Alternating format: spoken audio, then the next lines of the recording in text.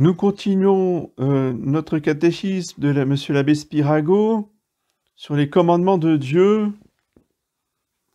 et nous verrons ce soir les commandements de l'amour. Donc les deux commandements les plus importants qui résument toute la loi, dit notre Seigneur. Les deux commandements les plus importants sont les deux commandements de l'amour, à savoir celui de l'amour de Dieu et celui de l'amour du prochain. Parce que ceux-ci renferment tous les autres. Un jour, un scribe demanda à Jésus-Christ quel était le premier de tous les commandements. Celui-ci lui répondit : « Vous aimerez le Seigneur, votre Dieu, de tout votre cœur, de toute votre âme et de tout votre esprit. » C'est-à-dire avec la volonté, l'intelligence et le sentiment. Et aussi de toutes vos forces, c'est-à-dire les bonnes actions. Voilà le premier commandement, mais le second est en tout semblable au premier. Vous aimerez votre prochain comme vous-même. Donc c'est Saint Marc chapitre 12. Déjà dans l'Ancien Testament, Dieu avait recommandé, dans les mêmes termes, Deutéronome chapitre 6, l'amour de Dieu ainsi que l'amour du prochain. De même, Lévitique chapitre 19. Les deux commandements de l'amour enferment tous les autres. Cela provient de ce que toutes les forces de l'âme humaine, la raison, l'intelligence, la volonté et les actions, sont influencées et dirigées par eux, comme il ressort des paroles de Jésus-Christ. De même que les branches d'un arbre naissent d'un tronc commun, de même, les deux commandements de l'amour de Dieu et du prochain donnent naissance à tous les autres. Les autres commandements précisent simplement ce que ceux de l'amour exigent. Jésus-Christ dit à ce sujet : « Ceux-ci contiennent la loi et les prophètes. » Dans les familles, les pays et les États, toute autre loi serait superflue si la loi de l'amour était observée partout et par tous. Le commandement de l'amour de Dieu renferme les 4 premiers commandements du Décalogue, et celui de l'amour du prochain renferme les 6 autres commandements avec le précepte de faire des œuvres de miséricorde. Donc les 4 premiers commandements de Dieu se rapportent à Dieu. Comme notre souverain maître et Seigneur, Dieu exige dans son premier commandement l'adoration et la fidélité. Le deuxième commandement exige le respect. Le troisième commandement exige le service. Et le quatrième commandement exige la soumission à ses représentants sur la terre. Les 6 autres commandements concernent le prochain et défendent de lui nuire, soit dans sa vie, 5e commandement, soit dans son innocence, 6e commandement, soit dans sa propriété, 7e commandement, soit dans son honneur, 8e commandement, dans sa famille, 9e et 10e commandement. L'ordre de Jésus-Christ de pratiquer les œuvres de miséricorde complète la deuxième partie du Décalogue qui se rapporte à l'amour du prochain, car il prescrit de l'assister dans le besoin. Jésus-Christ, du reste, fait clairement reconnaître dans sa réponse au jeune homme riche que les 6 derniers commandements forment un tout, car il énumère les commandements relatifs à l'amour du prochain, en commençant par celui qui défend de tuer. Saint Paul aussi trouve que, du 5e au 10e commandement, tous forment une série de lois complètes et méthodiques. Celui qui possède l'amour de Dieu et du prochain accomplit tous les préceptes, et il parvient à la vie éternelle. Celui qui observe les 2 commandements de l'amour observe tous les autres, parce que tous les commandements y sont renfermés. Voilà pourquoi saint Paul dit : la charité est la perfection de la loi. Sans l'amour de Dieu et du prochain, il n'y a pas de salut. Saint Jean dit : celui qui n'a pas la charité reste dans la mort. Saint Jean, chapitre 3. Celui qui vit sans la charité est mort. Saint Paul dit encore : celui qui n'aime pas Jésus-Christ est anathème. Pour marcher, il faut 2 pieds. Si nous voulons aller au ciel et parvenir à Dieu, il faut que nous ayons l'amour de Dieu et l'amour du prochain. L'oiseau ne peut s'élever vers le ciel qu'avec 2 ailes, et nous ne pouvons en faire autant que sur les 2 ailes de l'amour de Dieu et du prochain. Les bienheureux au ciel aiment Dieu et s'aiment les uns les autres. Voulons-nous aller au ciel? Il faut commencer dès maintenant à aimer Dieu et à aimer le prochain. Saint Augustin dit à Dieu: « Qu'est donc l'homme pour que vous veuillez être aimé de lui et que vous le menaciez de peine si sévère s'il ne vous aime pas ?»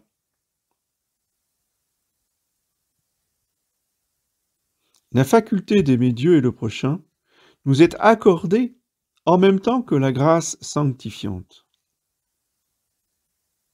De nous seuls, nous sommes incapables d'aimer Dieu par-dessus tout. Après le péché originel, il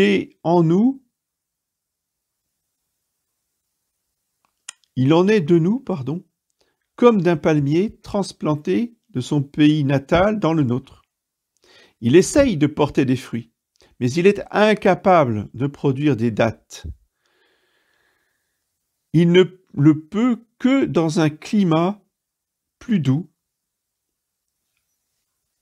là où il était à l'origine. Il en est de même pour nos cœurs. Ils voudraient bien aimer Dieu, mais ils n'en ont pas la force. Ils ne peuvent arriver à la charité divine que vivifiés par la grâce d'en haut. La volonté existe bien en moi, mais je n'arrive pas de moi-même à la réaliser. Comme dit saint Paul aux Romains, chapitre 7. C'est seulement quand le Saint-Esprit entre en nous, par le baptême, ou bien par le sacrement de pénitence, quand il répand en nous l'amour de Dieu, que cela est possible. De là, les paroles de saint Paul, l'amour de Dieu a été répandu dans nos cœurs par l'Esprit divin qui nous a été donné. Épître aux Romains, chapitre 5. L'amour du prochain entre dans nos âmes en même temps que l'amour de Dieu. L'amour de Dieu et celui du prochain ne sont qu'un seul et même amour, ils ne diffèrent que par l'objet auquel ils se rapportent. Ce sont 2 cours d'eau alimentés à la même source, 2 branches d'un même arbre. C'est pourquoi Jésus-Christ donna 2 fois le Saint-Esprit à ses apôtres, d'abord lorsqu'il souffla sur eux, et ensuite le jour de la Pentecôte, pour que nous recevions avec le Saint-Esprit le double amour de Dieu et du prochain. Le Saint-Esprit fut envoyé du ciel sur la terre. Il fut envoyé du ciel pour que Dieu fût aimé. Il fut envoyé sur la terre pour que le prochain fût aimé de nous. L'amour de Dieu est inséparable de l'amour du prochain. De même que la semence contient la plante, de même l'amour de Dieu renferme l'amour du prochain. Les 2 commandements de l'amour sont ainsi faits que l'un ne peut pas être observé sans l'autre. C'est pourquoi la Sainte Écriture ne parle jamais que d'un commandement de l'amour, tantôt celui de Dieu, tantôt celui du prochain, parce que l'un renferme l'autre. Si quelqu'un dit « j'aime Dieu, mais je hais mon frère », il est un menteur, dit saint Jean dans sa première épître, chapitre 4. Celui qui aime Dieu ne peut pas haïr les hommes, et celui qui hait les hommes ne peut pas aimer Dieu. La charité, c'est-à-dire l'amour de Dieu, est bienveillante. Elle n'envie rien, elle ne pense rien de mal. L'amour du prochain est la meilleure pierre de touche de l'amour de Dieu. Celui qui en veut à ses semblables, même à un seul qui le hait, qui l'envie, qui lui nuit, soit dans sa santé, soit dans son innocence, soit dans sa fortune, ou dans son honneur, ou bien celui qui n'aime pas faire l'aumône, celui-là n'aime pas Dieu. Les injustices sont une preuve qu'on ne possède pas l'amour de Dieu. L'envie est la preuve que nous ne possédons pas l'amour de Dieu. C'est-à-dire s'attrister du bien des autres. C'est ça l'envie. ou se réjouir du mal des autres. C'est deux aspects complémentaires de l'envie. Voyons maintenant le premier des deux commandements, le commandement de l'amour de Dieu. L'homme est ainsi fait qu'il éprouve une certaine complaisance devant ce qu'il a reconnu être bon et être beau. Cette complaisance et le désir de le posséder s'appellent l'amour. Comme l'on voit, l'amour est un acte de la raison, du sentiment et de la volonté tout en même temps, et pas simplement un acte des sentiments. Nous devons aimer Dieu parce que Jésus-Christ l'ordonne, parce qu'il est l'être le plus beau et le plus parfait, parce qu'il nous aime et nous comble de ses bienfaits. Jésus-Christ ordonne d'aimer Dieu. Vous aimerez, dit-il, le Seigneur votre Dieu de tout votre cœur, de toute votre âme, de toutes vos forces. Dieu est l'être le plus beau. Si les choses terrestres sont si belles, que doit être la beauté de Dieu qui les a toutes créées? Car ce que l'on doit être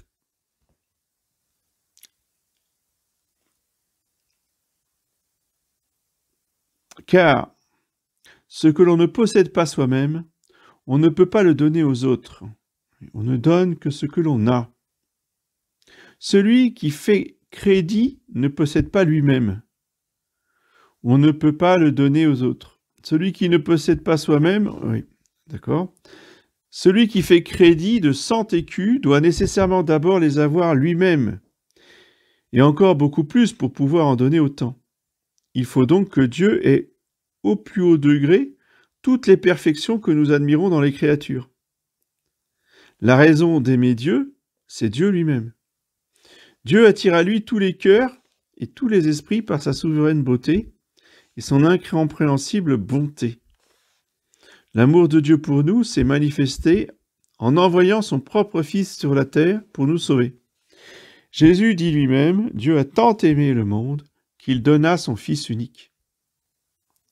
Dieu n'a pas envoyé son Fils comme roi de la terre, mais sous forme d'esclave, et non point pour qu'il vécût et mourût comme un autre homme, mais pour qu'il vécût dans les fatigues et les persécutions, et mourut sur la croix. Dieu nous donna un Fils qu'il aimait infiniment. Déjà, les parents aiment d'autant plus leurs enfants qu'ils en ont moins. À plus forte raison, aiment-ils davantage leur enfant unique. Combien, surtout, Dieu devait-il aimer son Fils unique? Et cependant, il le sacrifia. Supposons qu'un homme se promène au bord de la mer avec son fils et son serviteur. Celui-ci, par imprudence, tombe à l'eau, et le maître envoie à son secours son fils qui le sauve du danger. N'est-ce pas là le plus beau témoignage d'affection du maître pour son serviteur? Et ce serviteur ne rendra-t-il pas à ce maître affection pour affection?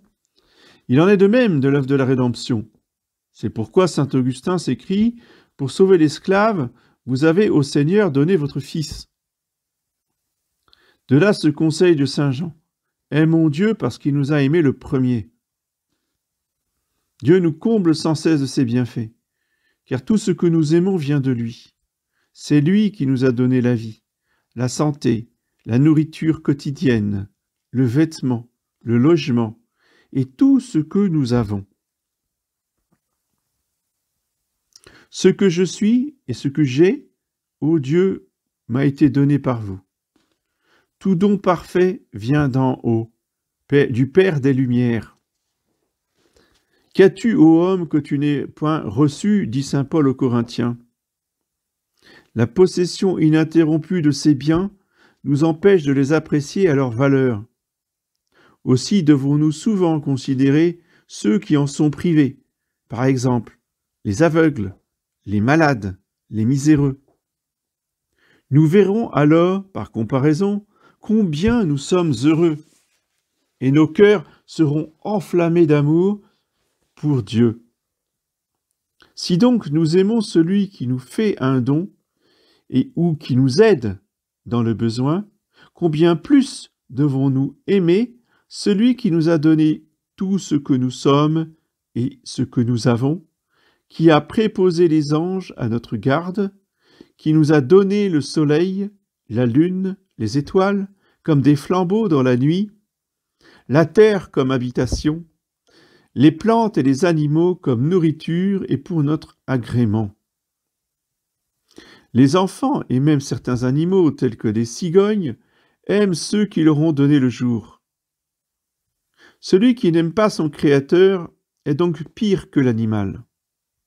La considération seule de ce que Dieu a fait pour nous, en nous donnant la vie, nous fait un devoir de l'aimer par-dessus tout. Nous prouverons que nous aimons Dieu si nous le désirons continuellement, si nous fuyons ce qui nous sépare de lui, si nous travaillons à sa gloire et si nous acceptons avec soumission ce qui vient de lui, en lui disant toujours « ainsi soit-il ». Ça, c'est moi qui rajoute. C'est pas dans le catéchisme. Cette belle phrase qui termine toutes nos prières, hein, « ainsi soit-il ». Que votre volonté soit faite. L'enfant aime son livre d'images. Il y pense souvent. Il le regarde avec plaisir. Il ne le donnerait à aucun prix.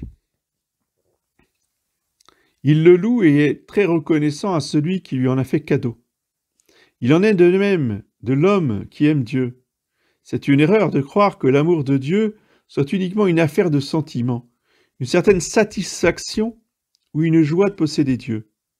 C'est au contraire un acte de l'intelligence et de la volonté. L'homme reconnaît Dieu comme le souverain bien et il le met au-dessus de toutes les créatures. La conséquence de cette appréciation est l'aspiration à posséder ce souverain bien par la fuite du péché et par une vie agréable à Dieu. L'amour de Dieu se prouve plus par des actions que par des sentiments.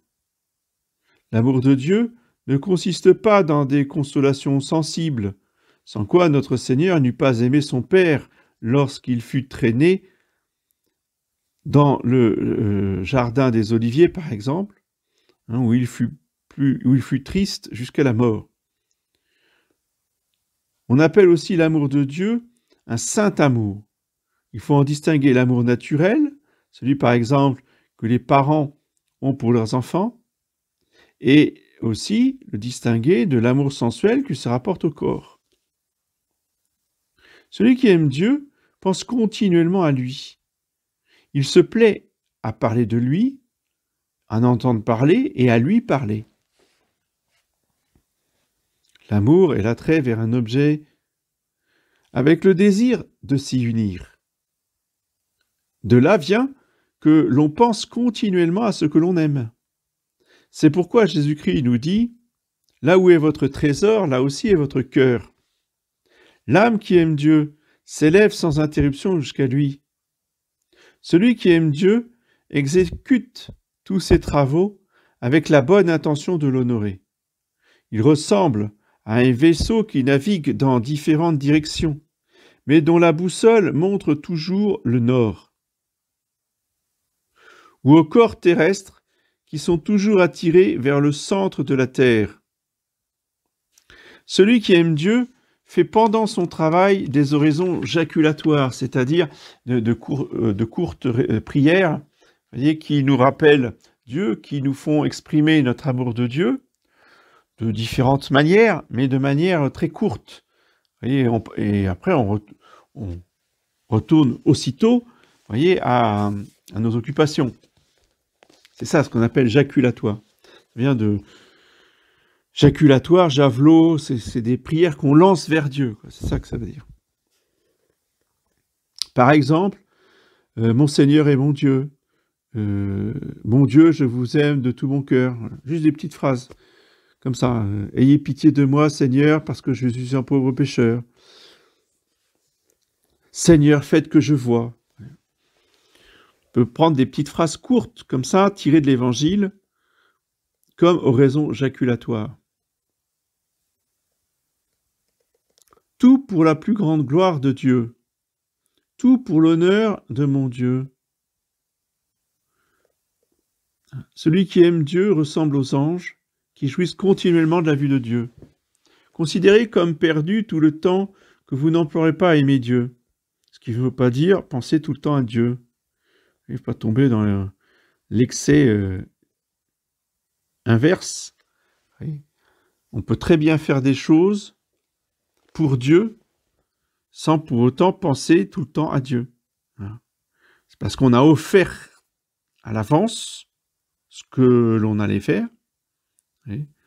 Donc, même si on doit être concentré sur des calculs, sur un texte, sur un ordinateur ou je ne sais quoi, on ne peut pas faire un travail minutieux et qui demande toute votre attention et puis en même temps penser à Dieu. Mais le fait de l'avoir offert à Dieu, bien, sanctifie tout le travail. Celui qui aime Dieu aime à s'entretenir des choses divines, car la bouche parle de l'abondance du cœur. La langue révèle les désirs du cœur, car la bouche dérobe au cœur ses pensées et les manifeste. Toutefois, les paroles d'un homme enflammé d'amour de Dieu sont souvent accueillies avec ironie par ses semblables, quand ce n'est pas avec colère et détestation. L'expression de cet amour semble barbare à celui qui n'aime pas. Celui qui aime Dieu se plaît à entendre parler de lui. De là les paroles de Jésus-Christ, « Celui qui est de Dieu écoute sa parole » Saint Jean chapitre 8. Celui qui aime Dieu fuit le péché et n'attache pas son cœur aux biens et aux joies de la terre. Celui qui aime Dieu évite le péché qui l'en sépare. Si quelqu'un m'aime, dit Jésus-Christ, gardera ma parole.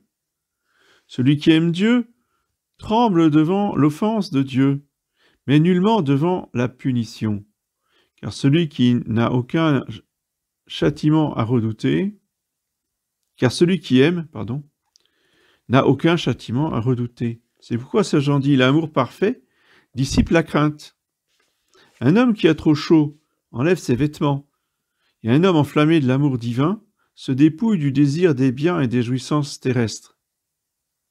La mort sépare notre corps de notre âme, et l'amour de Dieu sépare notre âme des choses sensibles. L'amour divin et l'amour du monde ne peuvent par conséquent pas coexister dans notre âme. Celui qui aime Dieu travaille volontiers pour sa gloire. Si quelqu'un achète un livre qui lui plaît, il engage aussi ses amis à se le procurer. Il en souhaite la diffusion autour de lui. Ainsi en est-il de celui qui aime Dieu. Il souhaite que Dieu soit de plus en plus connu et aimé des hommes. Le zèle est l'effet de l'amour. Celui qui n'a pas de zèle, c'est qu'il n'aime pas. Et si on n'est pas capable de s'enflammer pour la vérité, et donc de s'enflammer contre l'erreur, ça veut dire qu'on n'aime pas la vérité. On ne veut pas trop s'engager pour ne pas avoir trop de problèmes. Et si on ne veut pas avoir de problèmes à cause de la vérité, c'est qu'on n'aime pas la vérité. Celui qui aime Dieu se désole et même se révolte quand les hommes l'offensent. Ainsi, Moïse, dans son courroux, brisa les tables de la loi, à la vue des adorateurs du veau d'or. Par contre, celui qui aime Dieu se réjouit de le voir glorifié. Il fait tous les efforts possibles pour ramener les égarés. Quelles difficultés les apôtres et les missionnaires n'ont-ils pas surmontées pour annoncer le saint évangile? Que n'a pas fait sainte Monique pour amener son fils saint Augustin? C'est aussi l'amour de Dieu qui inspire aux anges le désir de sauver les hommes. C'est ce même amour qui nous excite à prier, que votre nom soit sanctifié par tous. Voyez, le souci du bien commun de tous, Pas simplement de mon petit bonheur à moi tout seul, ou de mon petit bonheur, ou le bonheur de ma petite famille, vous voyez.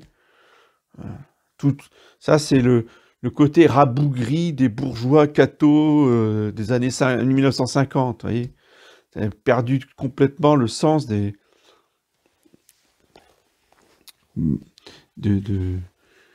bien commun, tout simplement. Voilà. C'est ça.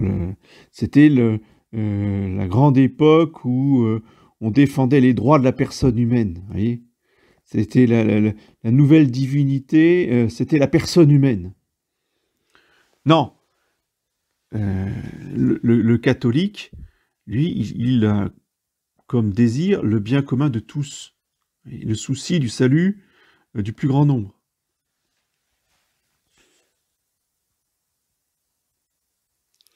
Celui qui aime Dieu le remercie de ses bienfaits et accepte volontiers les souffrances qu'il lui envoie. Ainsi soit-il. Une lettre d'un ami fait toujours plaisir, quelle que soit la laideur du facteur qui nous le remet, qui nous la remet. C'est bien vu, ça. De même, celui qui aime Dieu accepte volontiers ce qu'il lui envoie, bienfait ou souffrance. Après un bienfait, il s'agit comme Noé sortant de l'arche, comme le lépreux guéri, comme les 3 jeunes gens de la fournaise, non pas comme le corbeau qui ne revient pas dans l'arche et qui oublia celui qui l'avait nourri. Celui qui aime Dieu n'oublie ni sa prière du soir, ni ses prières avant et après le repas. Il faut toujours être reconnaissant, même pour le plus petit bienfait. L'ingratitude est toujours le signe de la bassesse du cœur. Nous devons même, comme Job, accepter volontiers les épreuves que Dieu nous envoie. Saint Paul était joyeux malgré toutes ses peines. Les apôtres et les martyrs moururent avec joie. Et Sainte Thérèse avait comme devise « Seigneur, ou souffrir ou mourir ». Sainte Thérèse d'Avila, bien sûr. Un cœur qui aime Jésus aime aussi la croix.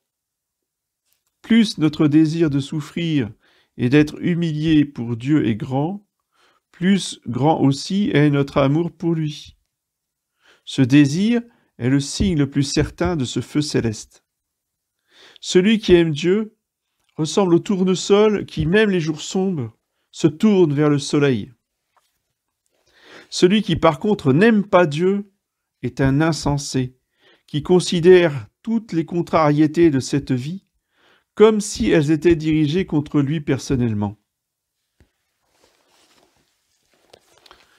Qu'est-ce que j'ai fait au bon Dieu pour mériter tout ça? Voilà, l'insensé. Je répète ça tout le temps. Celui qui aime Dieu aime aussi son prochain. Qui aime le Créateur aime les créatures. Il aime son prochain. Parce que celui-ci nous représente Jésus-Christ lui-même, comme l'indiquent ses paroles au jugement dernier. Il aime non pas seulement les justes, mais les pécheurs. Il ne faut pas confondre le péché avec le pécheur. Il faut détester le péché comme Dieu, mais aimer le pécheur. Celui qui aime Dieu aime aussi les anges. Il aime les saints. Il aime les âmes du purgatoire. Seuls les damnés sont à exclure de la charité et à haïr comme Dieu les haïra pour l'éternité. Les seuls êtres qui méritent notre haine sont les démons et les damnés. Mais toutes les autres créatures doivent être aimées de nous comme Dieu les aime. Nous devons aimer Dieu de toutes nos forces et par-dessus toute chose. L'amour de Dieu doit être par conséquent un amour particulier, un amour de préférence. C'est pour cela que Jésus-Christ ne dit pas simplement « vous aimerez Dieu », mais vous aimerez Dieu de tout votre cœur, de toute votre âme, de tout votre être et de toutes vos forces. La seule mesure de l'amour de Dieu est qu'il soit sans mesure, dit saint Bernard. Nous aimons Dieu de toutes nos forces si nous rapportons tout à Dieu, nos pensées, nos paroles et nos bonnes œuvres de miséricorde.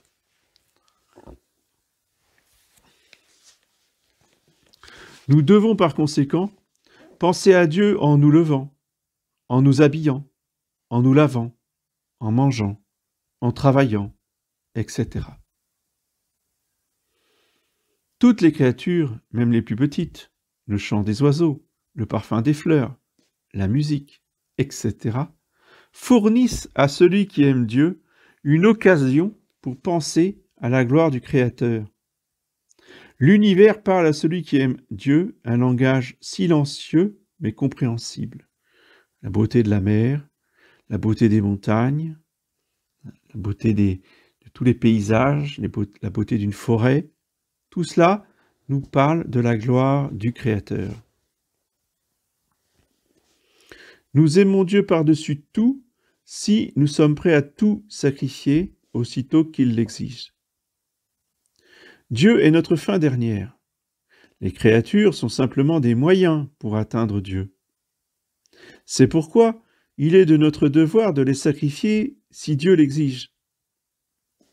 Il faut par conséquent que nous soyons prêts à sacrifier notre vie pour Dieu, comme les 3 jeunes gens à Babylone. Nous devons être prêts à quitter nos parents pour Dieu, comme Abraham a quitté les siens et son pays. Oui, il faut même qu'un père soit disposé à sacrifier son fils unique, comme Abraham le fut pour sacrifier Isaac. Dieu ressemble à un trésor ou à une perle précieuse que l'on ne peut obtenir qu'au prix de tout ce que l'on possède.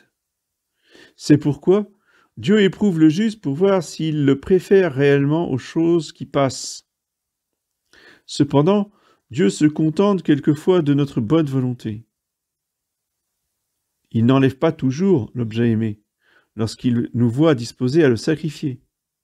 D'ailleurs, c'est le meilleur moyen, ceci dit en passant, de conserver les choses que l'on aime que de les sacrifier dans notre cœur, que de nous en détacher, à commencer par l'argent.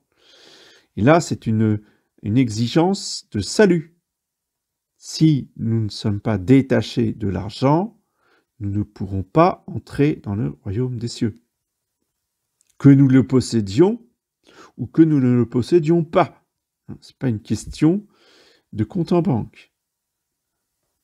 Ceux qui ont des comptes en banque vides peuvent se damner par attachement à l'argent. Donc, il faut se dépouiller de tout cela pour aimer Dieu par-dessus toute chose.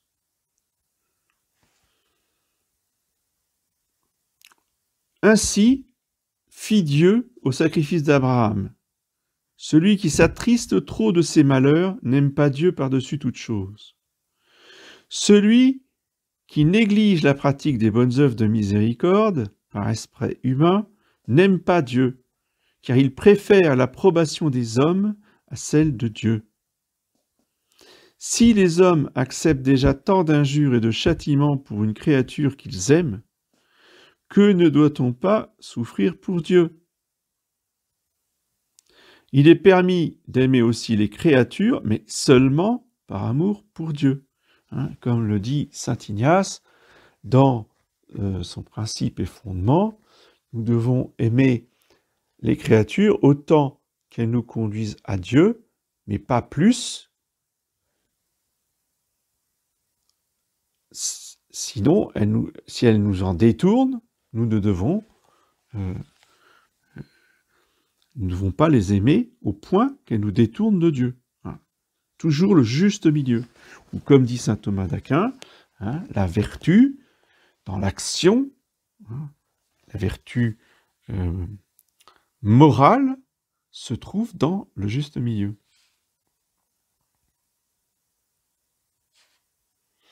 Il est permis d'aimer aussi les créatures, mais seulement par amour pour Dieu.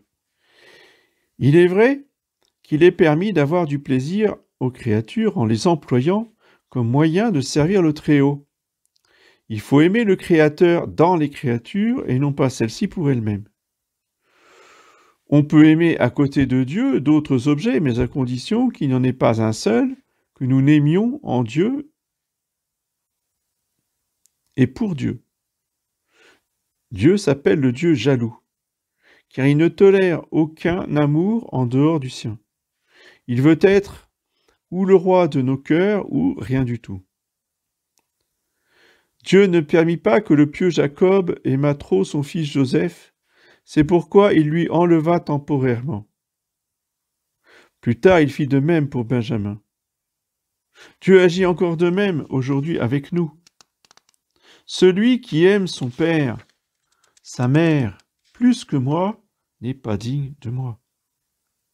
Voyez, ce qu'il ne faut pas, c'est pas pour autant qu'on n'aime pas beaucoup, voyez, son prochain, sa famille. C'est tout à fait normal.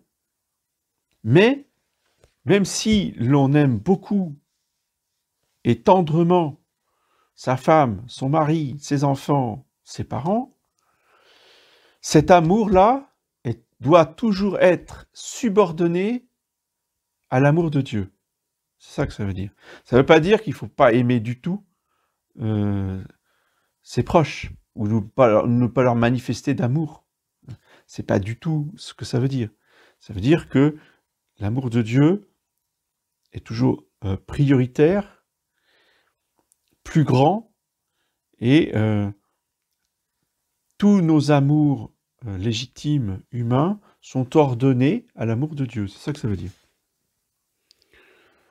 Celui qui aime son prochain plus que moi, dit Dieu, là c'est un grand désordre, et donc n'est pas digne de moi. Celui-là aime Dieu trop peu, qui aime une créature en dehors de lui, dit saint Augustin, à moins qu'il ne l'aime pour lui.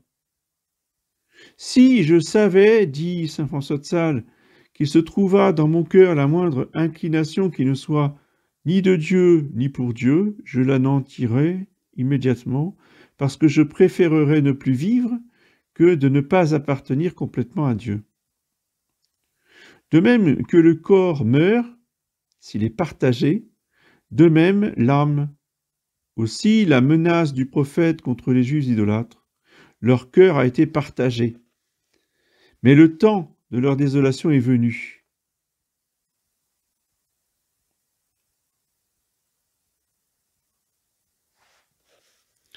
L'amour de Dieu nous est très utile.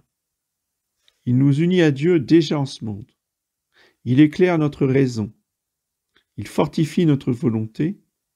Il nous obtient le pardon de nos fautes, la paix de l'âme, de nombreuses autres faveurs, et après notre mort, la joie du ciel.